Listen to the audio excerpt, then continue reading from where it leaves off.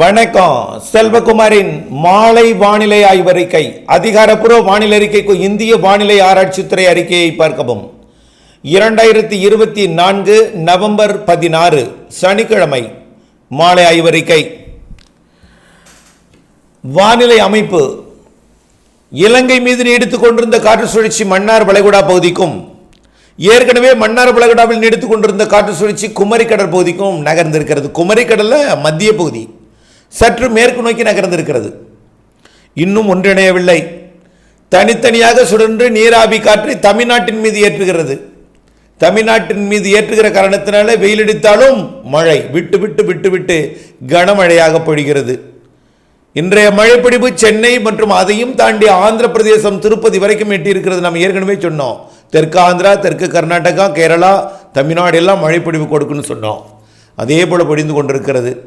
பல இடங்களில் ரேடாரில் கூட காட்டாது. காரணம் என்னென்னா, மிக தாழ்வான கீழடுக்கில் இருக்கக்கூடிய சுழற்சி சுமார் 750-800 மீட்டர் உயரத்தில் இருக்கிற காரணத்தினால வெப்பத்தால் லேசாகி உள் மாவட்டங்களில் உடனுக்குடனே இன்ஸ்டன்டாக மழை, காற்று சுழற்சி உடனடியாக வெயில் வந்தோடனே அதனால் ஏற்படக்கூடிய ஆவியை உடனடியாக மழை பொழிவு.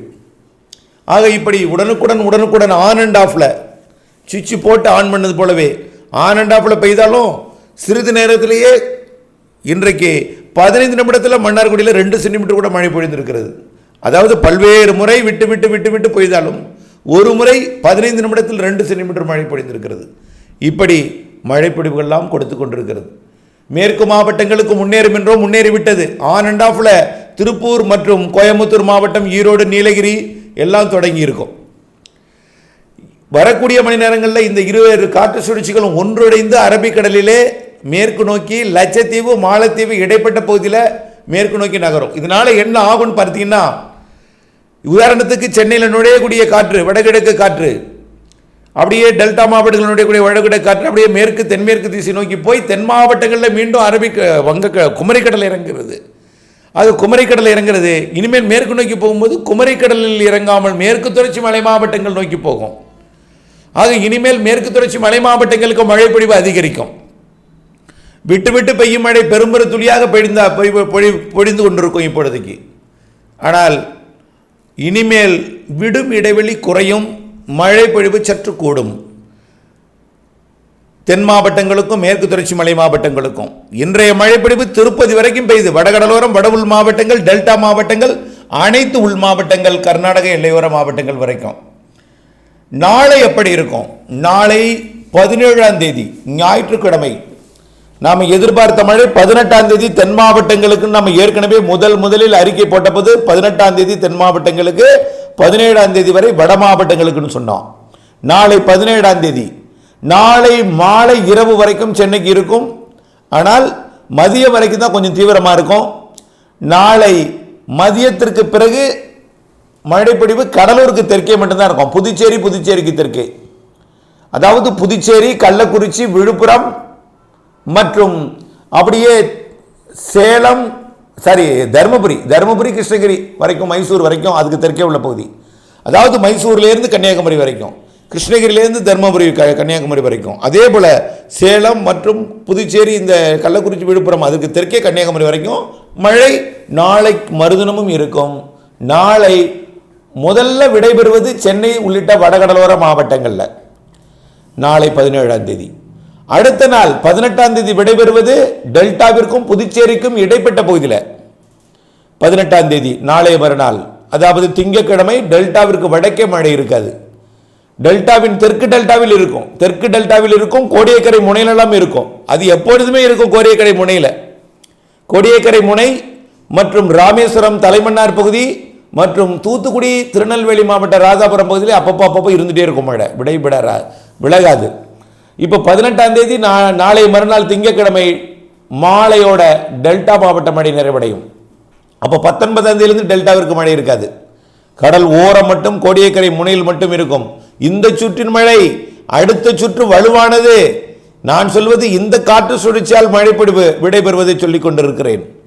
ஆக அடுத்தது இது நாளை மறுநாள், அதாவது 19ஆம் தேதி, அதாவது செவ்வாய்க்கிழமை தென் மாவட்டங்களுக்கு விடைபெறும். ஏற்கனவே 18ஆம் தேதி தென் மாவட்டங்களுக்கு விடைபெறும் சொன்னோம்.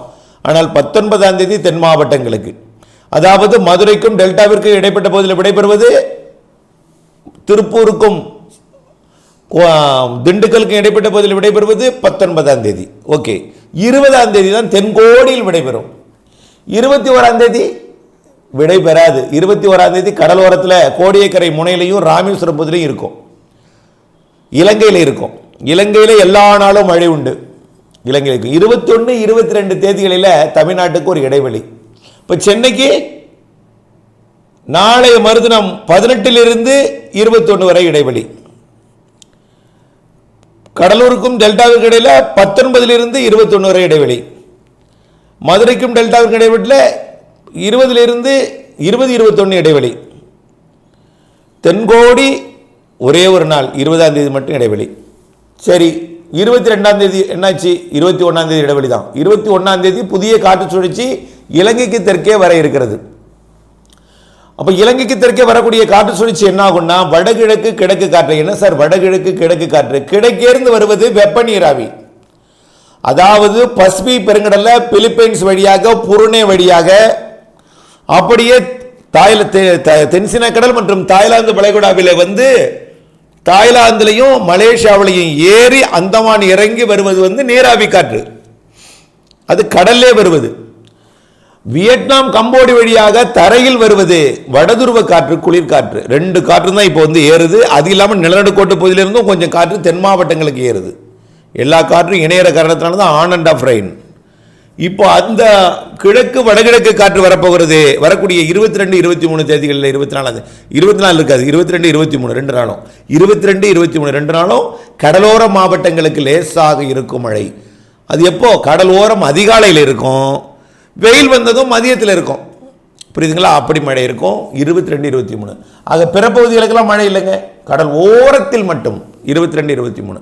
ஓகே, 24 இடைவெளி, 24 25 இடைவெளி, 26 அடுத்த நிகழ்வால் மழை பொழிவு தொடங்கலாம். அடுத்த நிகழ்வு வலுவான நிகழ்வு, ஏற்கனவே சொல்லியிருக்கிறோம்.